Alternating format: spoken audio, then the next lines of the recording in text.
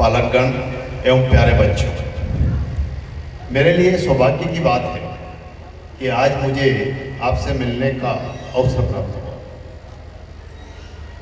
मैं सिर्फ आपसे मिलने के लिए ही यहाँ पर आया हूँ। अभी भोपाल से आया हूँ और आपसे मिलने के बाद वापस भोपाल जाऊँगा।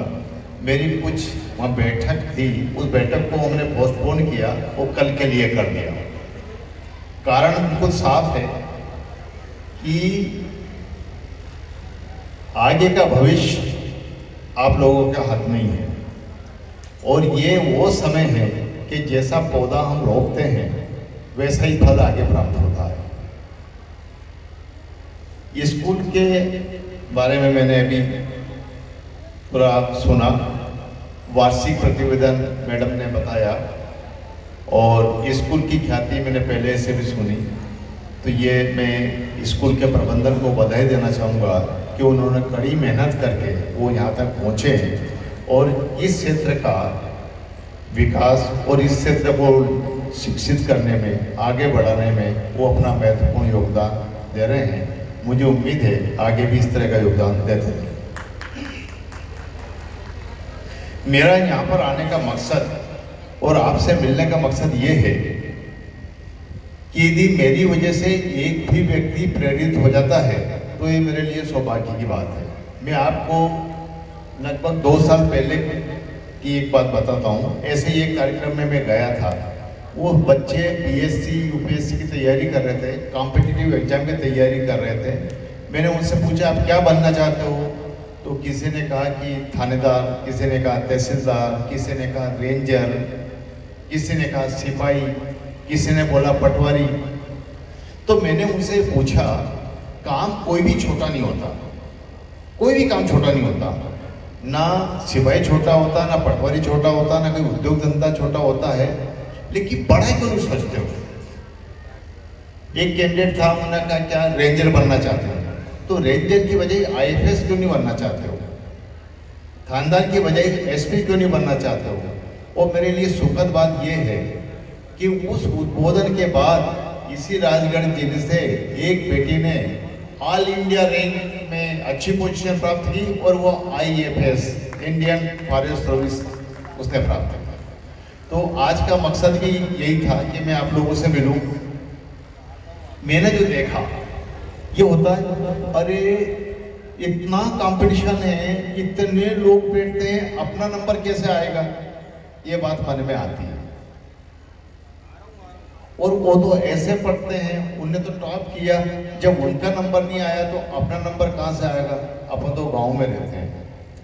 तो बहुत सारी जो अवधारणा है व्यक्ति बना लेता है, मैं उनके बारे में बताना चाहता हूँ। एक तो मैं भी आपके यहीं से हूँ और वो भी बिल्कुल गांव से, छोटे से गांव से। यहाँ तक कि मेरे गांव में तो स्कूल भी नहीं था, मैं दूसरे गांव में पढ़ने जाता था।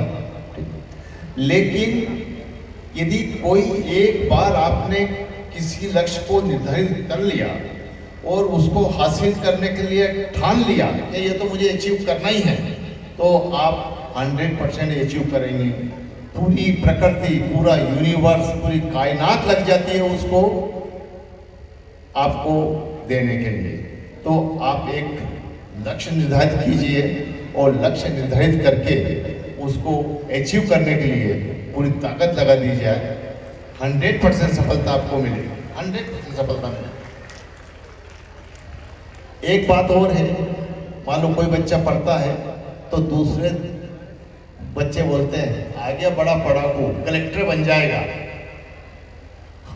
जिसको जो बोलना हो बोलता रहे, आपको जो ठीक लगे वो करे, पर ठीक क्या लगे, जो अच्छा है वही ठीक लगाओ, बुरा ठीक नहीं लगाओ। एक हमारे जो भावना एकदम से साफ हो, हमारा उद्देश्य पवित्र हो, लक्ष्य स्पष्ट हो, और फिर यदि कोई टोका टाकी हो तो उसमें अपने को अपने मार्ग से हटना नहीं, अपने मार्ग पे लगे रहो, निश्चित रूप से सफलता मिलती है। अब यही बात बताने के लिए मैं आपसे मिलना चाह रहा था और मुझे अवसर मिल रहा। उन्होंने कहा ये बात तो सभी जानते हैं, फिर आपने अलग से क्या बताया? अलग से ये बताया कि सुनी सुनाई बात अलग होती है और जब कोई चीज सामने होती है तो एकदम से अलग होती है। जैसे आप आए गांव से, वैसे ही गांव से मैं, जिस तरह से आप पढ़ रहे थे उसी तरह से मैं भी पढ़ रहा था। बस अंतर इतना था कि हमने लक्ष्य निर्धारित किया, पूरी ताकत लगाई और भगवान ने सफलता दी। तो यही सफलता आपको मिले, यही मैं बताने आपको आया और 100% मिलेगी। लेकिन लक्ष्य निर्धारित करना बहुत जरूरी है और ताकत से लगना जरूरी है। एक बात और बताऊं मैं आपको, आधे अधूरे मन से कोई काम नहीं होता, हाफ हार्टेड कोई भी काम नहीं होता। जो भी काम करो पूरी ताकत से करो। और बहुत सिंपल बात है, व्यक्ति के जीवन में सफलता का एक ही मंत्र है कि जो भी व्यक्ति जहां हो वो उन कर्तव्यों और दायित्वों का निर्वहन पूरी ताकत, निष्ठा और समर्पण से करे। यही मानव जीवन का उद्देश्य होना चाहिए और यही सफलता का मंत्र होना चाहिए। मान लो पार्षद जी हैं तो वो अपनी वार्ड देखे कोई समस्या तो नहीं, पॉलिटिशियन है तो वो देखे कि अपने क्षेत्र में कोई दिक्कत तो नहीं, शिक्षक अपने कर्तव्य दायित्वों का निर्वहन पूरी ताकत से करें, बच्चों को बहुत अच्छे से पढ़ाएं। और बच्चों का दायित्व है कि वो पूरी ताकत से, पूरे समर्पण से पढ़ाई करें। यदि हर व्यक्ति जिसके जिम्मे जो काम है वो अपने कर्तव्य और दायित्वों का निर्वहन पूरी निष्ठा और समर्पण से करता है तो वो व्यक्ति खुद आगे बढ़ता है, परिवार आगे बढ़ता है, समाज आगे बढ़ता है और देश आगे बढ़ता है। ये सब एक दूसरे की कड़ी है।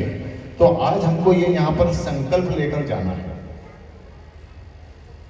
और इस कार्यक्रम के बाद, अभी जैसे मेरी बात खत्म हो जाए, उसके बाद भी यदि किसी बच्चे के मन में, किसी भी व्यक्ति के मन में कोई प्रश्न हो किसी भी तरह का, अपने शिक्षा से संबंधित, विकास से संबंधित, तो उसके लिए भी अपन बात कर सकते हैं। यहाँ सिर्फ भाषण देने नहीं आए, हम बात करने आए कि आपके मन की बात मैं जानूं, मेरे मन की बात आप जाने। मैंने अपने मन की बात बता दी, दोहरा रहा हूं कि जो व्यक्ति जहां है वहां पूरा निष्ठा और समर्पण से काम करे, सफलता निश्चित मिलती है। अब एक बात आपने की थी सिया के चेयरमैन, सिया। अब सिया एक नया नाम है, वैसे तो लगता सिया यानी सिया माता, लेकिन ये सिया अलग है। इसका फुल फॉर्म है state environment impact assessment authority. नाम बड़ा लंबा है, याद रखने में दिक्कत आती है, बहुत दिक्कत आती है। हिंदी में कहें तो पर्यावरण प्रभाव आकलन प्राधिकरण। और सरल शब्दों में यदि बात करें तो ये अभी जो हमारा काम है वो है पर्यावरण को संरक्षित करना और सुरक्षित करना। पर्यावरण कैसे, आप लोग जानते हैं, हमारे जीवित रहने के लिए सबसे जरूरी चीजें कौन कौन सी हैं। अब आप तो वहां हैं, आप तो जवाब देने की स्थिति में ही नहीं है। भोजन, पानी, और भोजन पानी से भी ज्यादा महत्वपूर्ण है वायु, प्राण वायु। यदि वो नहीं होगी तो हम जीवित ही नहीं रह पाएंगे। आप अखबारों में पढ़ रहे होंगे air index, air quality index इतना बढ़ गया, पर्यावरण इतना खराब हो गया। अब पर्यावरण अपना आप तो खराब होता नहीं है, पर्यावरण को अच्छा रखने में और खराब करने में हमारा बहुत बड़ा योगदान रहता है। और जैसी आदत हम बचपन से बना लेते हैं वैसी ही आदत आगे जाके भी बढ़ती है। आपने देखा होगा कि साफ सफाई के बारे में पहले से अब ज्यादा जागरूकता आई है। हर जगह लिखा रहता है आई लव पुरावर, आई लव भोपाल, मतलब हम अपने शहर से प्यार करते हैं और साफ सफाई रहते हैं। तो बच्चों के मन में भी ये बात आना चाहिए और ऐसी चीजें जिससे कि पर्यावरण प्रदूषित होता है उनसे हमको बचना चाहिए। फिर हम लोग यहाँ बैठ के क्या देखते हैं, हम ये देखते हैं कि यदि कोई भी विकास होता है तो उसका एक थोड़ा सा साइड इफेक्ट ये रहता है कि पर्यावरण भी प्रभावित होता है। मान लो ये बिल्डिंग बनी, अब बिल्डिंग बनी और यहाँ पर पेड़ लगे तो पेड़ कटेंगे, और पेड़ तो प्राणदाता है, पेड़ से ही हमको ऑक्सीजन मिलती है और ऑक्सीजन ही हमको जीवित रखती है। तो हम लोग ये देखते हैं कि स्कूल बनना है, स्कूल की बिल्डिंग बनना है, वो तो जरूरी है, उसको तो नहीं रोक सकते हैं। लेकिन यदि पेड़ लगे हैं, कटे हैं, तो उससे 10 गुना पेड़ दूसरी जगह लगे, ये हम लोगों का काम है। अब जैसे कहीं छोटी छोटी बात बता रहा हूँ अपने बारे में, आप समझे कि ये सिया क्या है। गिट्टी मशीन लगना है, मकान बनना तो गिट्टी लगेगी, पर यदि गिट्टी मशीन लगना है तो डस्ट उड़ेगी, पूरा आसपास का क्षेत्र खराब होगा। तो उसमें नियम ये है कि किसी भी गिट्टी खदान में कम से कम 7.5 मीटर में 25 फीट के आसपास का पूरा पेड़ लगना चाहिए। तो कागज पे तो सब लग जाते हैं, लेकिन प्रैक्टिकल नहीं लगते हैं। और चूंकि अपन जमीन से जुड़े व्यक्ति हैं, अपन ने सारी गिट्टी मशीनें देखी है, तो अब ये कोशिश करेंगे कि अगली बारिश से लगभग हर मशीन के वहां पेड़ लगे। ये हम काम करवाएंगे। तो कुल मिला के जैसे मान लो ईश्वर ने ये दायित्व अपने को सौंपा, तो उसके परिणाम हमको देना। तो कुल मिलाकर मेरी बात का निष्कर्ष ये है कि हम जहां भी हैं, जिस पोजीशन में भी हैं, जो काम ईश्वर ने हमको सौंपा है, विद्यार्थी हो तो अध्ययन करें, शिक्षक हो तो अध्यापन कराएं, कृषक हो तो अच्छी खेती करें, व्यापारी हो तो साफ सुथरा व्यापार करें। यदि सब हम अपने कर्मों को अपने धर्म के साथ निर्वहन करते हैं, तो हम भी ठीक रहेंगे, परिवार ठीक रहेगा, परिवेश ठीक रहेगा और देश आगे बढ़ेगा।